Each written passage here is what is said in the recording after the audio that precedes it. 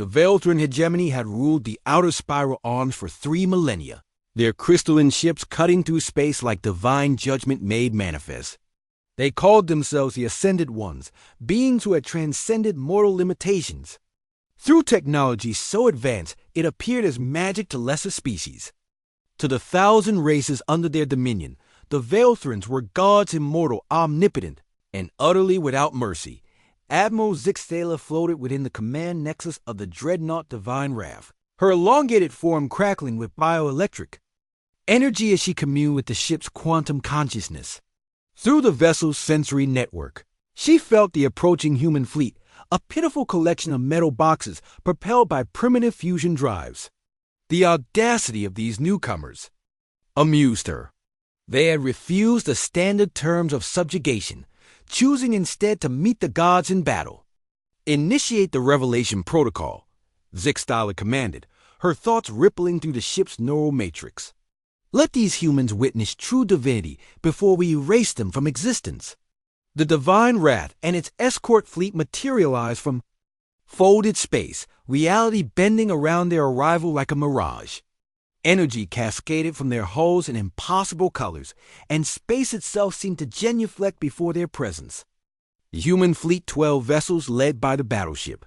Indomitable looked like toys in comparison. Captain Sarah Chun stood on the bridge of the Indomitable, watching the alien vessels with calm determination. Around her, the crew worked with practiced efficiency, their movements betraying none of the fear that any rational being should feel when facing gods. She had studied the Veilthran military doctrine for months, memorizing their tactics, their technology, their unshakable belief in their own supremacy. "Range the primary target?" Chun asked. 15 million kilometers in closing, Captain," replied Lieutenant Commander Torres from the weapons station. "They're not taking evasive action." Of course they weren't. Why would gods dodge the attacks of mortals? The Veilthran fleet opened fire first, streams of coherent energy that could crack moons lancing toward the human formation. The lesser ships scattered, following predetermined patterns that looked like panic but were anything but random.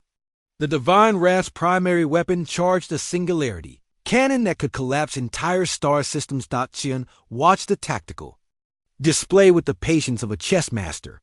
The Veilthrans fought like gods, expecting their enemies to cower and break.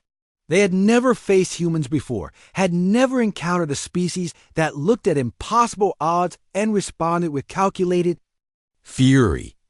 "All ships, execute Prometheus Protocol." Chun transmitted across the fleet. Frequency. What happened next would have seemed impossible to any observer familiar with the laws of physics. The human ships didn't try to match the Veilthrans' impossible maneuvers or reality-bending weapons. Instead, they did something far more dangerous. They acted with perfect, terrifying coordination.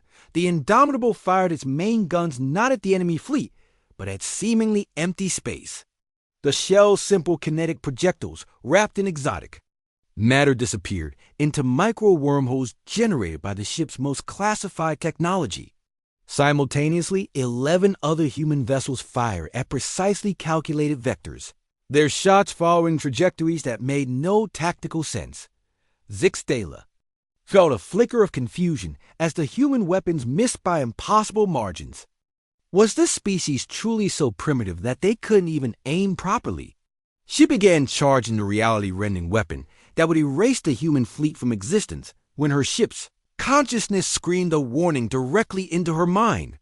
The human shells had emerged from their wormholes, not in the empty space where they'd been fired, but inside the Divine Wrath shields, inside its impossible armor, inside the very heart of its quantum core. 12 perfectly synchronized shots materialized, simultaneously within the dreadnought's most protected systems.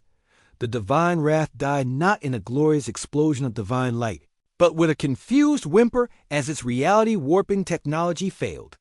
Catastrophically. The ship that had been herald of gods became nothing more than expanding debris. Captain Chun allowed herself a small smile as she watched the remaining Veilthran ships falter in their formation.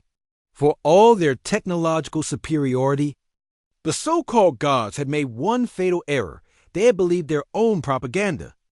They had forgotten that divinity built on crushing others was just tyranny with better special effects. "Signal the Velthrin fleet," Chun ordered. "Tell them we're prepared to discuss terms." Admiral Kefmorna, now the senior Velthrin commander, stared at the debris field that had been their flagship. Impossible. The humans had somehow weaponized spatial folding technology the hegemony had deemed theoretically impossible. More disturbing still was the realization that the humans had known exactly where to strike, had studied Velthrin ships with the methodical patience of scientists dissecting specimens, the communication from the human. Battleship came through in perfect Velthrin high tongue, another impossibility. "This is Captain Chun of the human fleet. Your empire has ruled through terror and technological superiority for 3,000 years. Today you learn that every god can bleed. We offer you one chance to withdraw and never return to human space, refuse, and discover what mortal ingenuity can accomplish when pushed to its limits." Kefmorna felt something he hadn't experienced in centuries: genuine fear. These humans didn't fight like mortals seeking to become gods. They fought like mortals who had stared at divinity and found it wanting around him, the remaining Velthran. Ships began receiving reports from across their empire. Human fleets were appearing everywhere, their impossible weapons turning supposed gods into cosmic dust. The species that had refused to kneel was systematically dismantling the myth of Velthran invincibility. As the retreat order echoed through the neural networks of the surviving ships, Kefmorna understood with crystal clarity that the age of the Ascended Ones was ending. The humans hadn't just defeated a fleet, they had shattered the fundamental lie upon which the hegemony was built. Gods were supposed to be eternal, unchanging, beyond the reach of mortal ambition. Humans, it seems, specialized in making the impossible look routine.